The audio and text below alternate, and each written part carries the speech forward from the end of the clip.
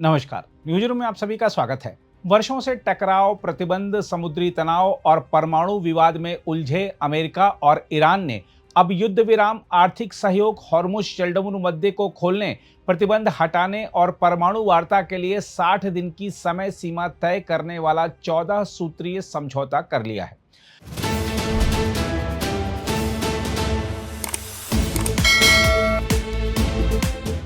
अमेरिकी राष्ट्रपति Donald Trump और ईरान के राष्ट्रपति मसूद पेजेश्कियान ने इस समझौते पर हस्ताक्षर कर दिए हैं।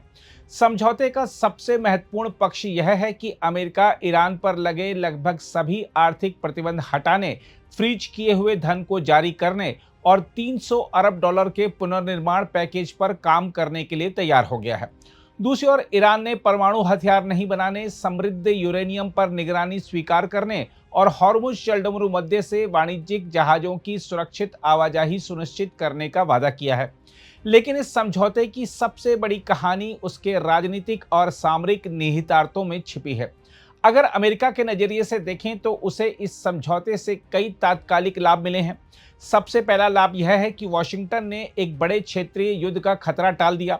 पिछले महीनों में ईरान, इजराइल और अमेरिका के बीच बढ़ती सैन्य झड़पें पश्चिम एशिया को व्यापक युद्ध की ओर धकेल रही थीं। अब अमेरिका ने सैन्य टकराव की जगह कूटनीतिक रास्ता चुनकर खुद को लंबी और महंगी लड़ाई से बचा लिया है। दूसरा बड़ा लाभ यह है कि ईरान ने औपचारिक रूप से दोबारा यह स्वीकार किया है कि वह परमाणु हथियार विकसित नहीं करेगा।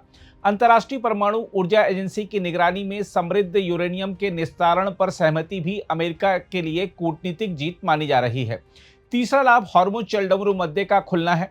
इससे वैश्विक ऊर्जा आपूर्ति सुरक्षित होगी और तेल कीमतों में स्थिरता आएगी, जिसका सीधा असर अमेरिकी अर्थव्यवस्था पर पड़ेगा। लेकिन अमेरिका को इस समझौते से भारी राजनीतिक और सामरिक नुकसान भी उठाना पड़ सकता है। अमेरिकी विपक्ष और कई रिपब्लिकन नेताओं ने इसे आत्मसमर्पण जैसा करार दिया है। आलोचकों का कहना है कि ईरान को प्रतिबंधों से राहत, तेल निर्यात की अनुमति, फ्रीज किए हुए धन की वापसी और विशाल पुनर्निर्माण पैकेज मिल गया, जबकि बदले में अमेरिका को केवल ईरान का अस्पष्ट वादा मिला है कि वह परमाणु हथियार नहीं बनाएगा। यह भी आशंका जताई जा रही है कि ईरान भविष्य में फिर हॉर्मुज जलडमरू मध्य को दबाव के हथियार की तरह इस्तेमाल कर सकता है। कई अमेरिकी रणनीतिक विशेषज्ञ इसे दशकों की सबसे बड़ी राष्ट्रीय सुरक्षा भूल बता रहे हैं। सबसे बड़ा खतरा यह है कि अमेरिका की कठोर शक्ति की छवि कमजोर हुई है और उसके पारंपरिक सहयोगियों में अविश्वास बढ़ा है। वहीं ईरान के लिए यह समझौता आर्थिक और राजनीतिक दृष्टि से किसी जीवन दान से कम नहीं है। वर्षों के प्रतिबंधों ने उसकी अर्थव्यवस्था को बुरी तरह तोड़ दिया था। अब यदि प्रतिबंध हटते हैं तो ईरान को वैश्विक व्यापार, विदेशी निवेश और तेल निर्यात के रास्ते दोबारा मिल जाएंगे। अमेरिका ने फ्रीज किए हुए ईरानी धन और संपत्तियों को लौटाने की बात भी स्वीकार की है। साथ ही 300 अरब डॉलर का पुनर्निर्माण और आर्थिक विकास पैकेज ईरान की टूटी हुई अर्थव्यवस्था को नई सांस दे सकता है। इसके साथ ही अमेरिका ने नौसैनिक नाकेबंदी हटाने और अंतिम समझौते के बाद अपने सैन्य बलों को ईरान के आसपास से हटाने का भी आश्वासन दिया है। इससे तेहरान पर वर्षों से बना सैन्य दबाव कम होगा। रणनीतिक स्तर पर ईरान की सबसे बड़ी जीत यह है कि उसने बिना शासन परिवर्तन के अमेरिकी दबाव को झुकने पर मजबूर कर दिया। पश्चिम एशिया में अब ईरान केवल एक अलग थलग देश नहीं, बल्कि बातचीत की मेज पर बराबरी से बैठा शक्ति केंद्र बनकर उभरा है। हॉर्मुज जलडमरू मध्य पर उसका प्रभाव पहले से ज्यादा मजबूत हो गया है। साथ ही लेबनान में हिजबुल्लाह और क्षेत्रीय प्रभाव को लेकर भी उसे अप्रत्यक्ष बढ़त मिली है। हालांकि ईरान के लिए खतरे भी कम नहीं हैं। उसे अपने परमाणु कार्यक्रम पर अंतर्राष्ट्रीय निगरानी स्वीकार करनी होगी। समृद्ध यूरेनियम के भंडार को नियंत्रित करने का दबाव रहेगा। यदि अंतिम समझौता नहीं हुआ तो प्रतिबंध दोबारा लौट सकते हैं। साथ ही अमेरिका और उसके सहयोगी भविष्य में किसी भी उल्लंघन को बहाना बनाकर फिर कठोर कार्रवाई कर सकते हैं। इसलिए तेहरान के लिए यह अवसर जितना बड़ा है, जोखिम भी उतना ही गहरा है। इस पूरे समझौते में सबसे बड़ा झटका इजराइल को लगा है। प्रधानमंत्री बेंजामिन नेतन्याहू की पूरी राजनीतिक छवि ईरान विरोधी कठोर नीति और अमेरिका पर प्रभाव रखने वाले नेता की रही है। लेकिन यह समझौता उस छवि को तोड़ता दिख रहा है। इजराइल के विपक्षी नेता यार लापिद ने कहा है कि नेतन्याहू ने ऐतिहासिक जीत का वादा किया था, लेकिन परिणाम में अमेरिका के साथ संकट, ईरान के लिए खुला हॉर्मुज, रिवॉल्यूशनरी गार्ड्स के लिए धन और इजराइल पर तनी बैलिस्टिक मिसाइलें मिली।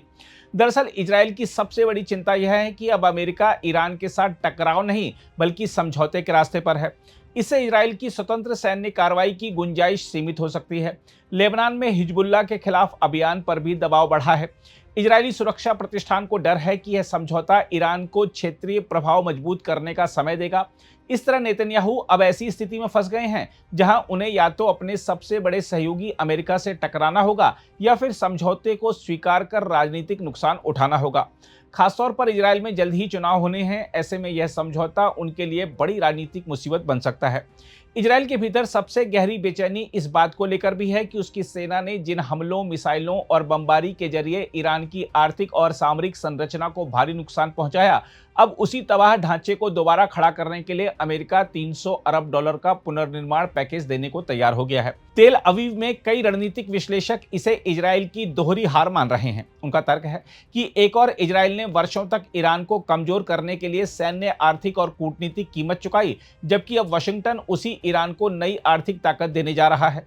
इजरायली खेमे को डर है कि यह पैसा केवल पुनर्निर्माण तक सीमित नहीं रहेगा, बल्कि इससे ईरान अपनी सैन्य क्षमता, क्षेत्रीय नेटवर्क और हिजबुल्लाह जैसे सहयोगी संगठनों को भी फिर से मजबूत कर सकता है। यही वजह है कि इजराइल में इस समझौते को केवल कूटनीतिक समझौता नहीं, बल्कि अमेरिका द्वारा ईरान को रणनीतिक पुनर्जीवन देने वाला कदम माना जा रहा है। बहरहाल, यह समझौता पश्चिम एशिया की राजनीति में एक नया अध्याय खोलता है। कागज पर यह शांति, व्यापार और स्थिरता की दिशा में बड़ा कदम दिखता है, लेकिन जमीन पर इसकी सफलता इस बात पर निर्भर करेगी कि क्या अमेरिका और ईरान वास्तव में अपने वादों को लागू कर पाते हैं। फिलहाल इतना तय है कि समझौते ने शक्ति संतुलन बदल दिया है, अमेरिका की रणनीति को चुनौती दी है, ईरान को नई सांस दी है और इजराइल को अभूतपूर्व असुरक्षा के दौर में धकेल दिया है। अगर आप भी लेना चाहते हैं देश दुनिया की तमाम जानकारी, तो आज ही सब्सक्राइब करें हमारे चैनल को। साथ ही नीचे दिए बेल आइकन को जरूर दबाएं ताकि हर अपडेट आप तक पहुंच सके।